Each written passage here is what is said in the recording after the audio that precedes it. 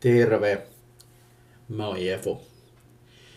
Tuo kahvitauko tuossa kyseli omalla videollaan, että mikä oli sun gateway-anime?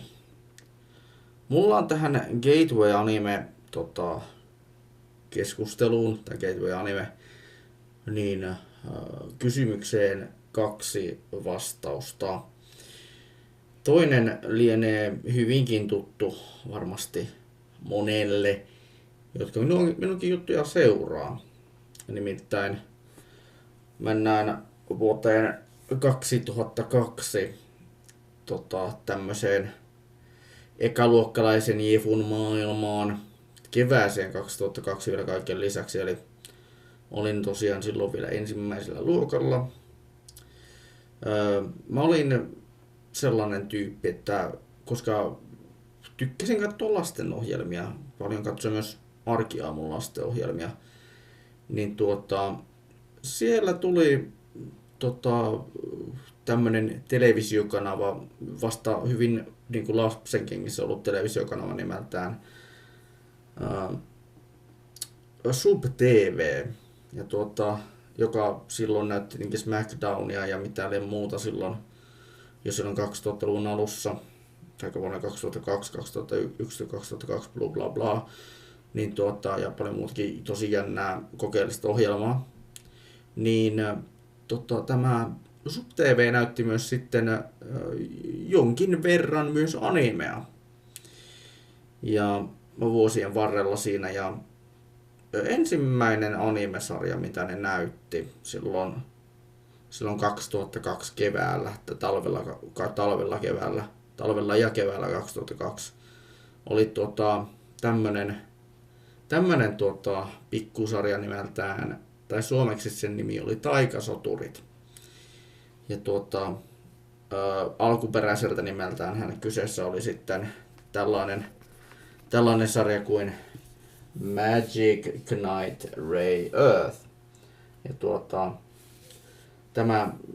nämä Blu-ray-boksit mä oon hommannut jälkikäteen, ja sit onhan mun pakko näyttää, mutta löytyy siis myös DVD-versio tästä kyseisestä julkaisusta tai kyseisestä sarjasta. Niin tuo sarja oli semmonen niinku meikäläisen ensimmäinen animesarja, minkä mä niinku lasken omaksi semmoiseksi yhdeksi gateway-animeksi, koska toi tuli arkiaamuissa, toi Magic Knight Ray tai Taikasoturit. Toi tuli silleen arkiaamuissa, että aina maanantaista perjantaihin aamu 7 ennen kouluun lähtöä, niin pikku Jefun aamurutiineihin kuului niinku nelosen lasten aamun lisäksi myös sitten tuon Subilla tämmösen niin hämmentävän puolen tunnin animesarjan katsominen kuin Magic Knight Ray Earth. Mä muistan, että olikohan se jo toka vai 3. jakso, kun mä törmäsin siihen sarjan ensimmäisen kerran.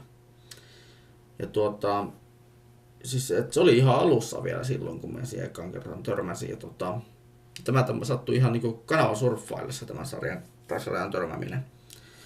Ja siis mä tykästyin sen saman tien.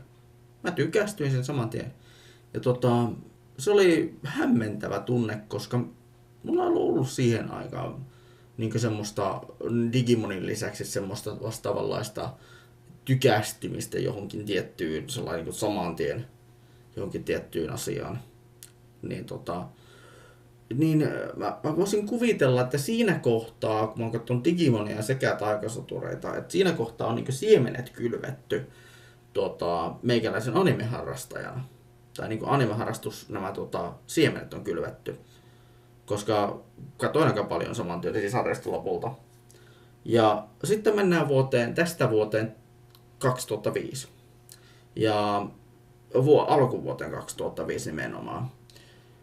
Ja Sub TV jälleen oli mainostanut siinä kohtaa, että meillä tulee tämmönen uusi japanilainen animaatiosarja. Tummanpuhuva japanilainen animaatiosarja nimeltään Neon Genesis Evangelion. ohjelmistoon ja sanotaan, että pikku Jefu 10B silloin niin vähän niinku, että hetkonen, mikäs tämä tämmönen on? Ja mähän päädyin sitten katsoa se ekan jakson silloin aikanaan ja mä jotenkin niin ai saakeli, mä tykkäsin. Mä jotenkin niin kun mä näin sen sillä että wow, niin niin. Ai saakeli, se pysäytti kyllä se sarja. Ja mä vieläkin muistan sen silloin, kun se oli maanantai-tiistai välinen yö. Joululoma oli niin just lopuillaan siinä ja meikäläinen siinä sitten, että no sain luvan mutsilta, että mä sain valvoa vähän myöhempään ja katsoa Neon Genesis Evangelionin ensimmäisen jakson. Sitten niin kun se tuli sillä lailla, että se tuli niin sunnuntaina tuli niin ensimmäinen esitys ja sitten tuli niin maanantai-tiistai välisenä yönä toinen esitys sit sarjasta, niin sen maanantai-tiistai välisen yön esityksen katoin silloin, kun se tuli niin käytännössä meidän osaan Suomea ensimmäisen kerran. Ja mä järkytyin siitä sarjasta. Mä vähän niin kuin pelästyin jopa sitä. Mut silti sitä jäi joku semmonen fiilis, että ei hitsi, tätä pitää katsoa lisää. No, siitä sitten pieni aikahyppy kesään, saman vuoden kesään. Ja sarja oli loppusuorallaan. Mutta silti pikku Jefu 10B silloin niin katto Neon Genesis Evangelionia. Ei pelkästään siksi, että se tuli just ennen SmackDownia, vaan myös siksi, että ei helkkari, se sarja kiinnosti jopa enemmän. Tai se sarja kiinnostaa enemmän. Ja sen jälkeen mä päädyin katsomaan niin End of Evangelionin myös 10-vuotiaana. Ja sen jälkeen jo Full Metal Alchemistin senkin 10-vuotiaana.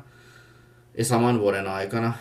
Niin jotenkin se tuntui tosi hullulta ajatukselta, että ei saakeli. Että kyllä nämä niin animet alkoi kiinnostaa jo siinä 10-11-vuotiaana. Ja nyt jälkeenpäin, niin kun katsoo sitä aikaa taaksepäin, niin mä oon sellainen, että ei helkkari, mä oon kattonut aika synkkiä sarjoja jo aika synkkiä sarjoja jo heti mun animeharrastus niin ton uran alussa. Että sellaiset siemenet, sillä tavalla meikäläisen animeharrastajan siemenet on kylvetty silloin noin 20 vuotta sitten. Tai jopa reilut 20 vuotta sitten, kun mä ensimmäisiä anime-kokemuksiani muistelen. Siis sellaisia anime-kokemuksia, jotka ei ole niin kuin jotain Pokemon Digimon tai jotain Pokemonin ja Digimonin kaltaista niin kuin perussettiä. Mutta mä oon Jefu. Me palataan joku toinen kerta asiaan. Se on mun puolesta. Moi moi!